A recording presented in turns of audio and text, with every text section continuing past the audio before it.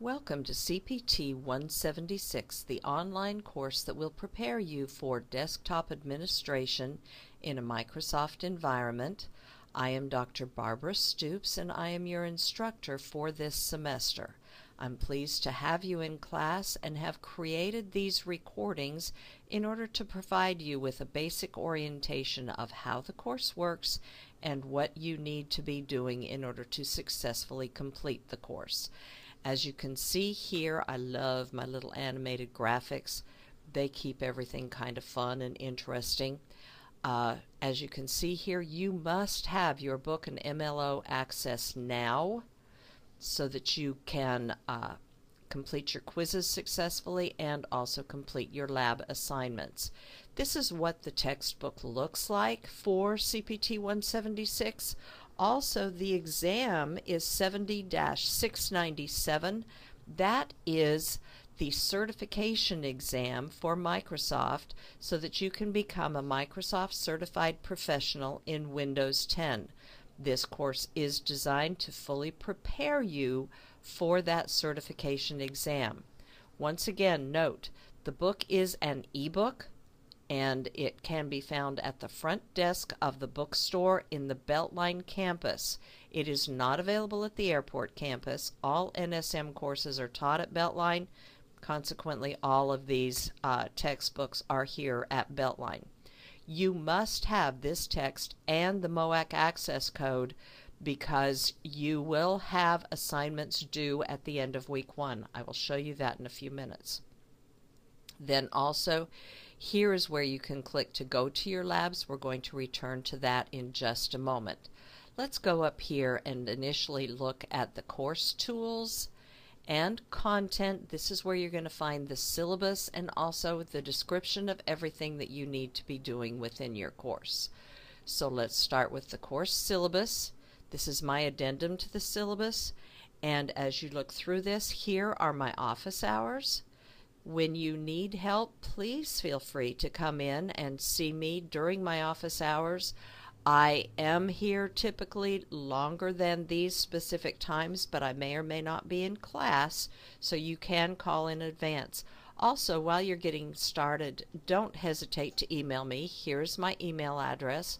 You can also call me. This number rings through to my office, and I will get back to you as quickly as I can if you have to leave a message. Please note the attendance policy. The maximum allowable absences you can have during this course is 4, and you will be withdrawn from the course after you miss 5. So if you are absent 5 times now, you may be asking, how can I be absent in an online course? So let me explain. In this course, you have 2 activities that must be completed each week.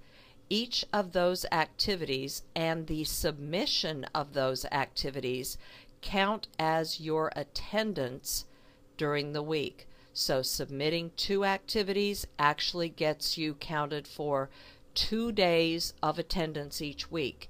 If you miss 5, whether it be a quiz or a lab, once you hit 5, I am required by the college to withdraw you from the course.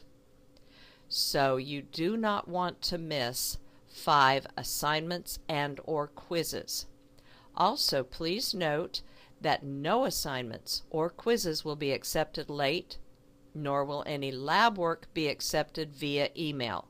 I get tons of emails on a regular basis, and while I try to sift through them very carefully, believe me, it's extremely easy for a lab submission to get lost, and both your grade and your attendance in this course depend on those submissions. Consequently, do not email them to me. If you email it to me, I am not responsible for the absence that you may incur because I didn't find that emailed lab assignment. Also, each attendance week begins on Thursday and ends at 11:30 p.m. on the following Wednesday. So class starts this week on Wednesday, or this semester on Wednesday, January 10th.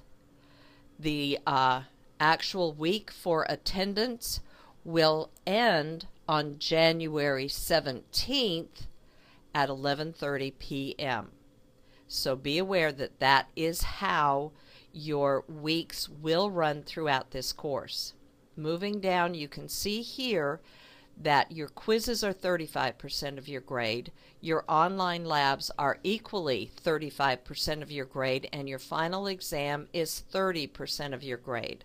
Also, please note, again, this course prepares you for the Microsoft Certified exam that will earn you a Microsoft Certified Professional in Windows 10. These exams cost $50 for Midlands Tech students. If you choose to take that exam and pass it before attempting the final, you may be exempt from the final and can earn extra credit equal to an A on the final exam. So it's a good route to take.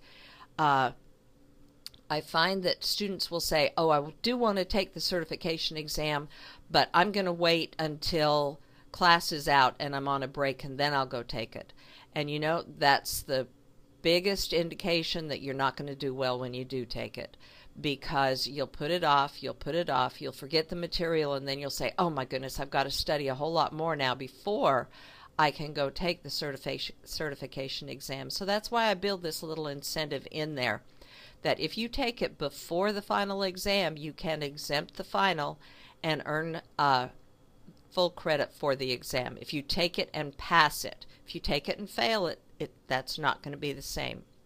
Again, no quizzes are allowed after the due date. No late labs will be accepted. Then here is your assignment schedule, and your final exam must be taken before, by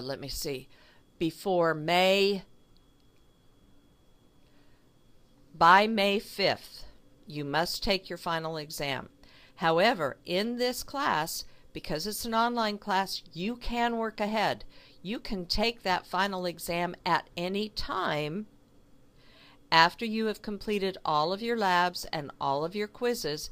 You may go take that final exam. If you want to get all of this done in the first month of the semester and go take the final and have this off your shoulders, that's fine. Your attendance is still counted because you've completed each of the 2 required activities for each week, and you can have it done and completely off your shoulders. I will have the information available in the testing center so you can walk right in and take that exam. Note here the grading scale. We are not on a 10-point grading scale at Midlands Tech. It is a 7-point grading scale. So in order to earn an A, you must get a 93 to 100%, 85 to 92 for a B, and 77 to 84 for a C. Now, in some curriculum, 70 to 76 or a D will still allow the course to count towards graduation. It does not count in any IST course. If you earn a D, you have to repeat the course. So don't settle for a D. Make sure that you complete everything and do what you need to do in order to be successful. Finally, one more thing. Quizzes are set up so that you can take them 3 times during the week and earn the grade that you want. The quizzes are open book so that you can read the material. You can look in the book and be able to look up the answers to the quiz questions, complete them, and you have 3 attempts to do that. So there is no reason why you shouldn't earn 100% on each and every quiz. And again, you go back up here and look at this. That's 35% of your grade. You're halfway to successfully completing the course. So make sure that you take advantage of that. I find that the students who take a quiz once earn about a 50% on the quiz. That's pretty much what they earn on the final. So make the effort to do it well, be successful, and complete everything you need to do. Now that is the actual information contained within the addendum and the basics for the class. let's look at the course schedule. Here again, oh my, I do need to add this. No, there it is, sorry. Here is the course schedule so that you can see exactly what you have to do and when it's due. If you'll note here, Lesson 5 and Lesson 6, those are 2 lessons that have associated labs that you cannot complete. The same thing with Lesson 1. There are labs that you cannot complete because you're using Microsoft Intune, and Microsoft has kind of pulled Intune from the market. So you cannot complete the labs. However, you are responsible for this material on your quizzes. So anything that does not have an associated lab, here is Lesson 18, it also does not have a lab. You don't need to worry about doing the lab, but you do need to know the material because it will be included on the quizzes. So make sure that you work on that. Let's go back now and look at week 1. This is obviously where you found your orientation, step 1, and your second orientation is how to access and complete the labs.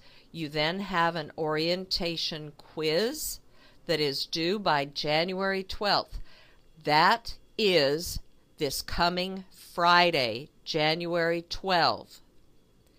You must take this quiz and earn 100% before you're going to be able to move on to your next quizzes or complete your labs.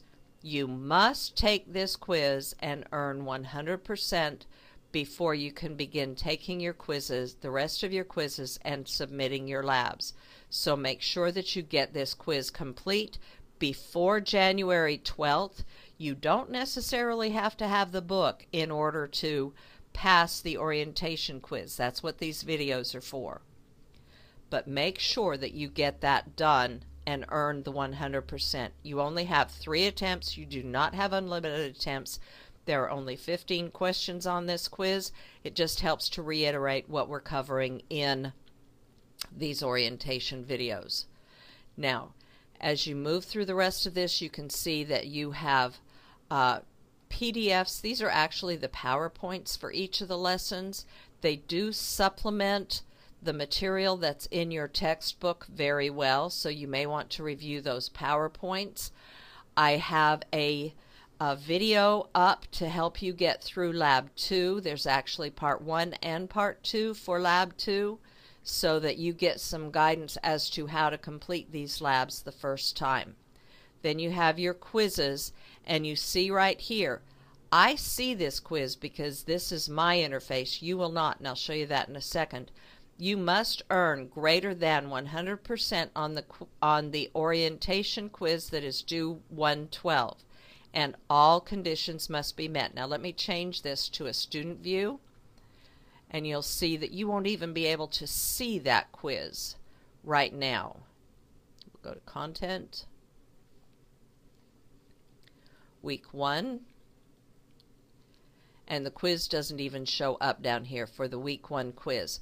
Until you complete that orientation quiz and earn 100%, you will not see your quizzes nor the drop boxes for your labs. So make sure that you have done everything. I can show you here also very quickly. Dropbox, from a student view, you see no folders. As soon as you take that quiz and earn 100% on it, those folders will all show up and you can begin doing the materials in your course. Hopefully that helps you get started with D2L. If you have any additional questions, you know where my email address is, and you know my office phone number. Believe me, I'm here to help you. I would much rather help you in these first few weeks of the class and get you on the right course to complete this class successfully than have you not get help and wind up not completing the course at all. So please feel free to give me a call so that we can go over what you need to do and I can help you with the first lab or two. Then you'll find it smooth sailing and you'll be able to move forward. Thanks for watching this video. be sure to watch the second video, which goes over how to access your MOAC labs.